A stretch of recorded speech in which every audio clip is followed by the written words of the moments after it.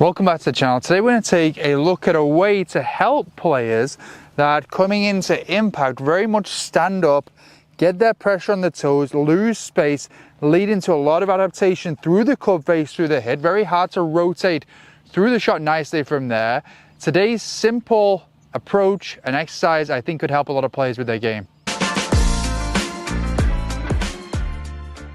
Thanks once again for tuning in. Last week I posted a video related to players getting on the toes in their swing, and I had some really cool comments from viewers. Love it when the viewers connect and share their feedback on the movement pattern I'm discussing for the day, as well as asking questions about their own swing. And the viewers that commented related to that video, how they felt that they get on their toes coming into impact. The video itself addressed a simple way to help players to stay more connected to the ground with their heels, with a exercise in the setup position. What I see with a lot of players is they actually set up with their center of mass forward towards the ball, and that leads to them getting on their toes, that feel of being on their toes in their swing. It's that initial precursor that I see in a lot of players that leads to the feeling of being on their toes at some point in their swing. So if you didn't see that one, maybe that's a good one to go back and look. But today I want to share an exercise that again will help with that pattern. The pattern of players getting on their toes, losing space, and often that leads them, the visual of them standing up coming into impact. And if I had to pick one movement principle or philosophy to work on, if that is your pattern, it would be being aware of where your hands are in space in relation to your body movement, and where also where the club head is in space as well. But I want to stay today focused on just one simple approach of where the hands are in space in relation to your body, okay? And the reason why I'm choosing that is because if the hands start getting a little bit behind the rotation in your swing, you can see how often the adaptation then is for the pelvis to start moving further towards the ball. And obviously such a segment like the pelvis moving towards the ball, it's going to lead to that sensation of a player getting into their toes. It's probably the most common takeaway move that I see in, I would say, aspiring high-level golfers or players that have not reached a high level of performance in the game. The pelvis moving towards the ball, often it's in response to the hands moving behind the rotation or moving too deep too early in the backswing. So I want to focus on that today, keeping the hands in a good relation to the body. Often it's in the early phase of the swing that they kind of get out of sync. Can't think of a better phrase really to put it, but out of sync or out of position in relation to the body. And I got a really cool little exercise I want to share with you today.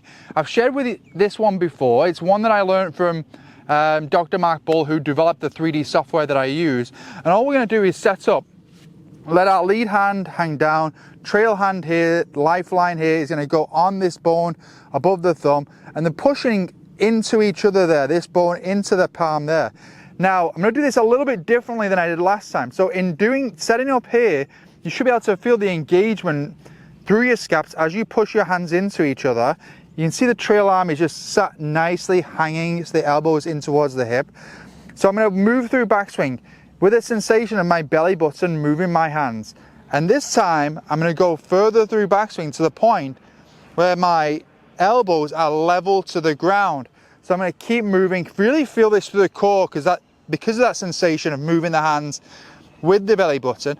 And while I'm doing this, I'm really focusing on maintaining the pressure that I have at address with my heels in the ground, okay?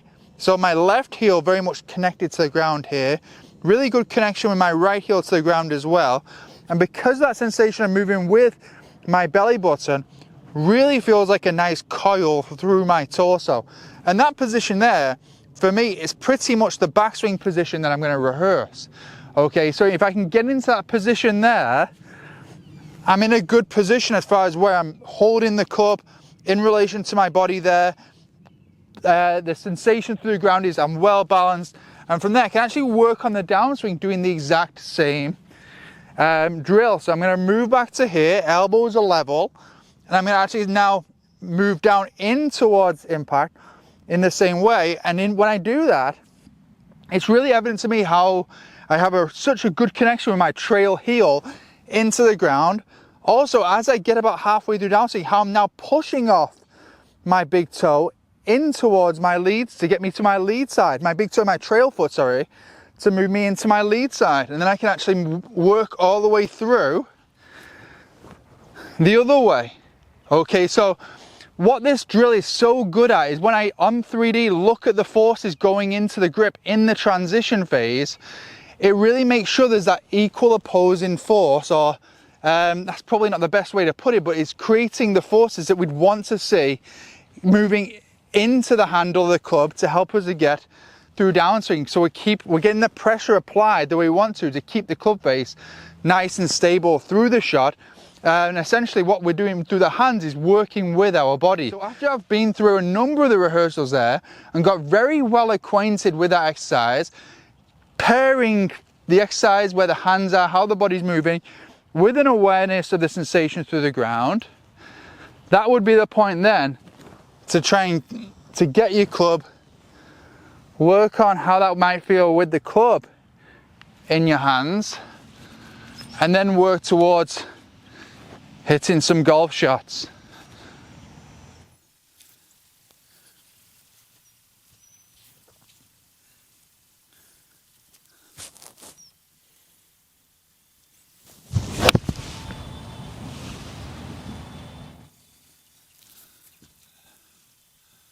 Not a bad one there. Okay, so obviously I'm on the course today hitting shots here, but as far as training the movement and incorporate it into your swing, a lot of this stuff I do far behind the scenes. I'm not going to do the exercise and expect to go on the course and be able to do that. It actually takes quite a bit of time for a lot of players to actually just digest the movement patterns, build them into a movement pattern they can take to playing on the golf course.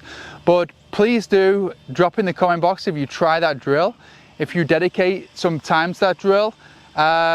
Working with wedges, it'd be a great way to start with that. But I find that it can be a very effective one for helping players to get better balance moving into impact.